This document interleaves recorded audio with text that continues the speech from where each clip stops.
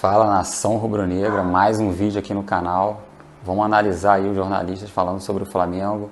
Flamengo se preparando para domingo no Maracanã enfrentar o Corinthians pelo Brasileirão. Viramos a chave aí desse 0 a 0 contra a LDU. Vamos assistir agora o que os jornalistas estão falando sobre essa preparação aí contra o Corinthians aí. Bora reagir a esse vídeo aí. Dessa mesmo. Para comemorar os 60 anos da Mamãe Globo, a transmissão de Flamengo e Corinthians vai começar bem mais cedo. Anota aí para não perder nada. 3h10 da tarde, com bora pro jogo e a bola rolando às 4. Conversar com o Edson Viana para contar pra gente como é que o Flamengo, vice-líder do Brasileirão, vem para esse jogaço aí, Edson. Oi, Escobar, boa tarde para você, boa tarde para todo mundo. Pois é, a expectativa de um grande jogo no próximo domingo. Vai ter show do Belo, quase 60 mil ingressos já foram vendidos de forma antecipada, uma transmissão especial da Globo aí no clima das comemorações dos 60 anos. O Flamengo treinou hoje de manhã aqui no CT do Ninho do Urubu e as atenções estavam voltadas principalmente para dois jogadores que vêm desfalcando o time por questões físicas. O Plata, que está se recuperando de um edema ósseo no joelho direito, e o Alexandro, que está se recuperando de um edema muscular na coxa esquerda. Os dois foram ao campo hoje de manhã, mas o Plata está um passo à frente na recuperação. Inclusive, existe a expectativa de que ele possa voltar a ser relacionado já nesse jogo contra o Corinthians pelo Campeonato Brasileiro. E falando de Libertadores, a última rodada não foi muito boa para o Flamengo. Ontem o Central Córdoba venceu o Deportivo Táchira por 2-1. O Central Córdoba, com isso, assumiu a liderança do grupo. O Flamengo está em terceiro lugar.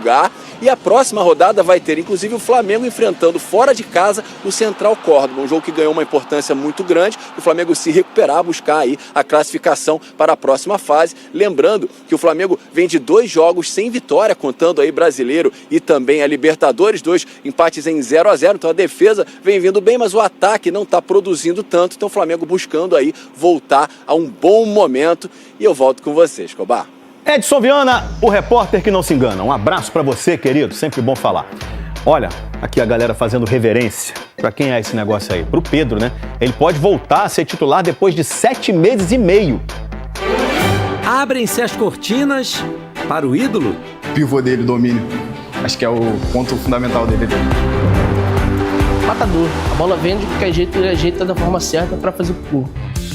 Iniciando a 6ª temporada no Flamengo, Pedro tem média de 1 gol a cada 2 partidas. Pedro, artilheiro do Flamengo! Mas não atua como titular desde setembro do ano passado. Coincidentemente, contra o Corinthians, também pelo Brasileirão. Nesse jogo ele fez um gol de pênalti na derrota por 2-1. Pedro! 3 dias depois, com a seleção, veio a grave lesão no joelho esquerdo. Aí ele fez falta, aí a torcida sentiu a falta dele. Mas a contusão que o afastou do time acabou, de certa forma, aproximando Pedro do coração da torcida. O Gabriel saiu, aí a torcida realmente viu ali, abraçou o Pedro. O Pedro era merecedor disso já há muito tempo, né? A nossa Homem-Gol, a referência. 7 meses e meio depois, Pedro vive a expectativa de voltar a ser titular. Domingo, no Maracanã, o artilheiro Reverência pode estar em campo e na arquibancada. E em dobro.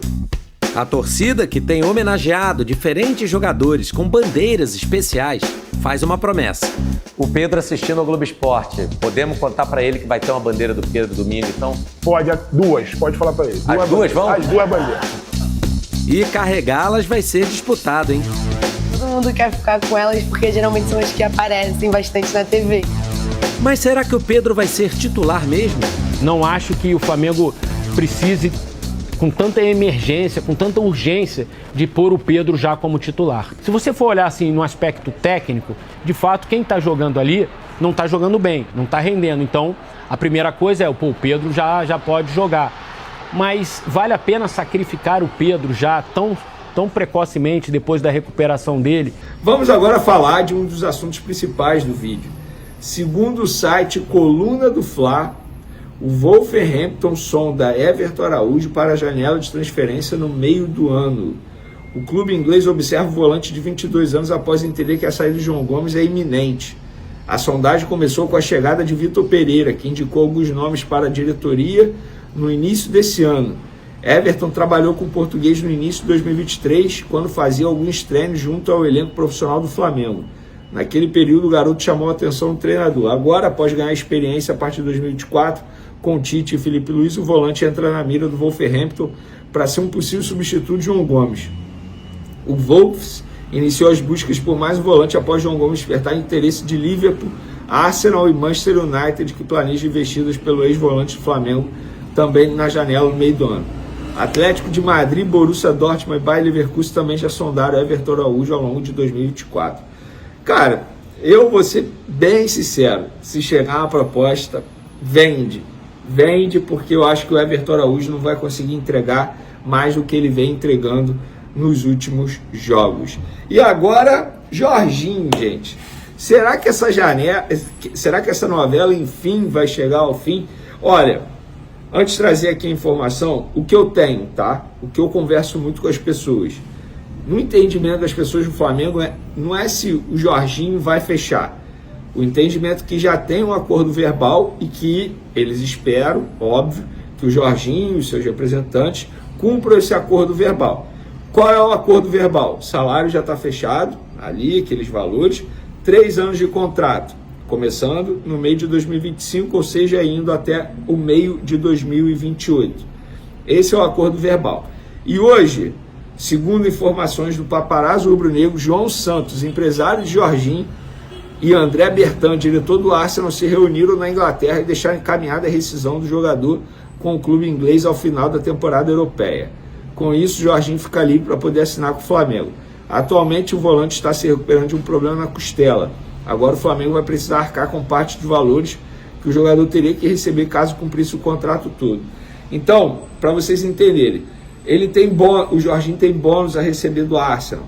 Ele rescindindo com o Arsenal, ele deixa de receber esses bônus. E aí o Flamengo assumiria o pagamento desses bônus. Pelo menos essa informação que eu entendi do paparazzo rubro-negro. Após essa publicação, eu procurei um dos empresários. E a resposta que eu tive é: estamos esperando terminar esse mês para poder ver se realmente avançamos e fechamos o negócio. Foi o prazo estipulado por eles, até porque eles sabem que o Mundial está chegando, não dá para ficar esperando muito mais tempo. Principalmente um jogo contra o Corinthians, as duas maiores torcidas do Brasil. Cara, eu quando era criança, você me perguntasse que tipo de jogo que eu queria jogar, que eu gostava de assistir, era isso, entendeu? Então, domingo eu acredito que vai ser um dia muito, muito bonito, uma tarde especial, poder ter o Maracanã cheio, ter o apoio da torcida do Flamengo, ter um jogo do tamanho de Flamengo e Corinthians, com todos os ingredientes para que seja uma tarde bacana, e como eu falei, que seja com vitória do Flamengo, mas a importância da torcida do Flamengo é inegável, e que ela esteja dentro do Maracanã e lotando o Maracanã certamente é um ponto muito positivo para a gente.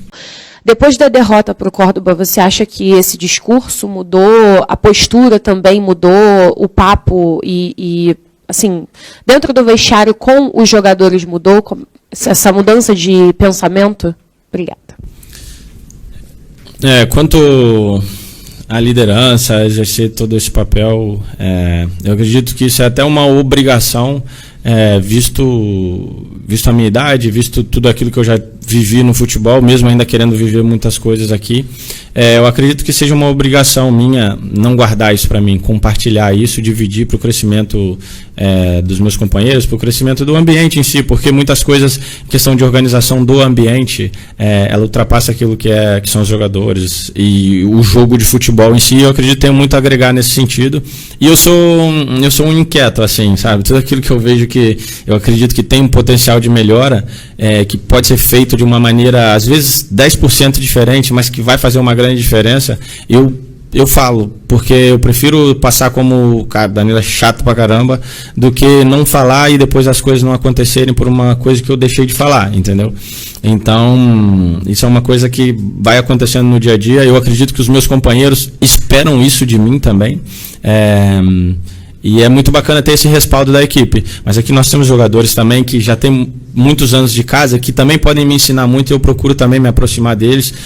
O Gerson, como você falou, o Arrascaeta, o próprio Bruno Henrique, são jogadores, o próprio Ayrton Lucas, são jogadores que têm muito tempo de Flamengo e que podem me ensinar muita coisa também. Eu procuro aprender rápido para poder ajudar eles também nesse dia a dia.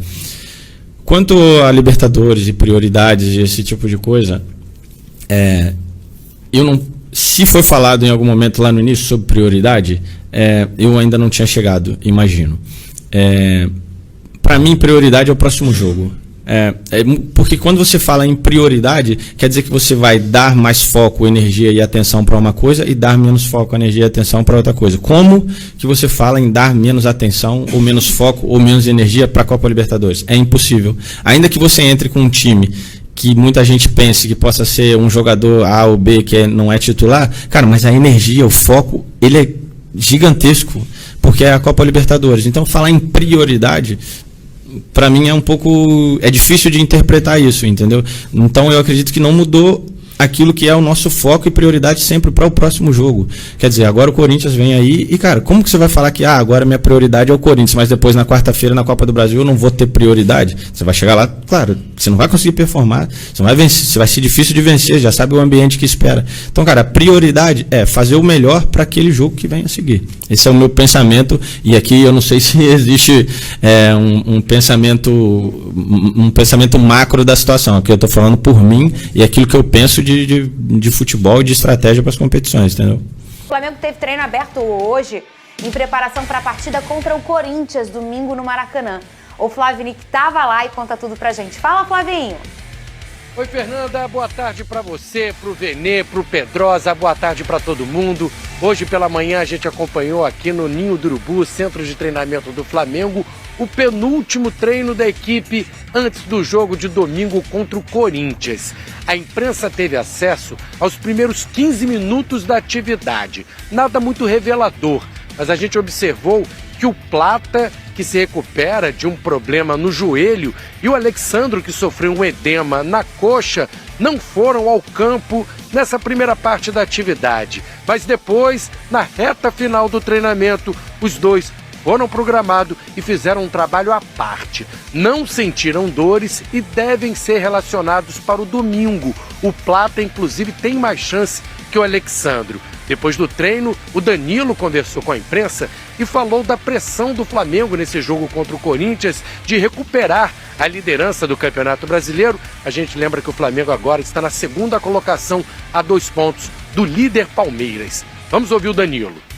Então essa é uma pressão maravilhosa, é um privilégio, certamente. E como eu falei antes, jogar pelo Flamengo é isso, né? É essa pressão por resultado, por vencer, por estar em primeiro. E a sequência do ano passa sempre pelo jogo seguinte, né? O jogo seguinte é o jogo contra o Corinthians, no Maracanã, onde certamente vai ter um ambiente maravilhoso. O Flamengo então fecha essa preparação para enfrentar o Corinthians neste sábado, e aí assim o time está pronto para o grande clássico de domingo das 2 maiores torcidas do país. Previsão de casa cheia, diferente do que aconteceu nos 2 últimos jogos contra o Juventude e contra o Vasco. O Danilo até elogiou, claro que todo jogador adora atuar com o Maracanã lotado. É com você, Fernanda. Sabe tudo! Isso é Flávio Vinic. Beijo pra você, Flavinho. Ô, Venê Casagrande, nesse dia chuvoso aqui do nosso Rio de Janeiro, a gente tá um dia com chuvinha, né, Venê? Dia maravilhoso pra uma sexta. Você gosta de chuvinha, Venê? É mesmo? Adoro. Essas imagens são do treino de hoje, né, Venê? Sim, treino aberto. Só um gancho aí em cima do bom VT do Flávio Vinic, inclusive, que ele falou de Maracanã lotado.